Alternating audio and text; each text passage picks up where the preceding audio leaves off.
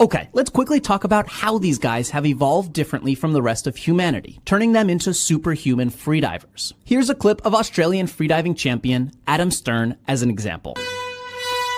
On this dive, he's on his way down to 300 feet. During his descent, his heart rate automatically slows down to conserve the oxygen that's stored in his blood. And the ever-increasing water pressure is shrinking his lungs as he goes deeper and deeper. At 30 feet, they're half their normal size on the surface. And soon after that, he no longer needs to propel himself down, because his lungs are now so small that he no longer floats. And now he can just sit back, relax, and let gravity do all the work for him.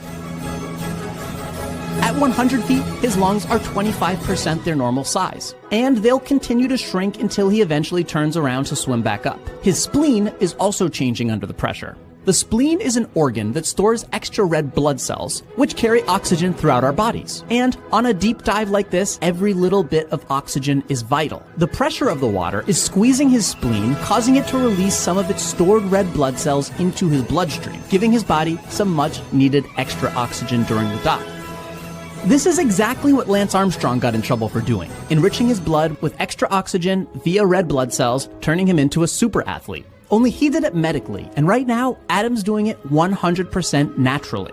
The spleen is essentially a secret reserve of extra oxygen in the body, and it's activated automatically when you dive deep. All humans naturally have these abilities, and there's a name for it, the mammalian dive reflex. But humans aren't the only ones with the mammalian dive reflex. Whales, dolphins, seals, walruses, and the bodies of every single mammal that spends any time underwater do the exact same thing. Of course, their mammalian diving abilities are much better than ours. Some whales, for instance, have evolved to have up to 14 spleens. Can you imagine how much deeper Adam would be able to go if he had 13 extra oxygen-storing spleens in his body?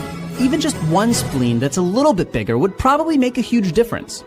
And that right there is how the Bajau people are different from the rest of us. All Bajau people have spleens that are, on average, 50% larger than the rest of humanity, which means, theoretically, they can store and release 50% more oxygen-filled red blood cells during a dive than us mere mortals.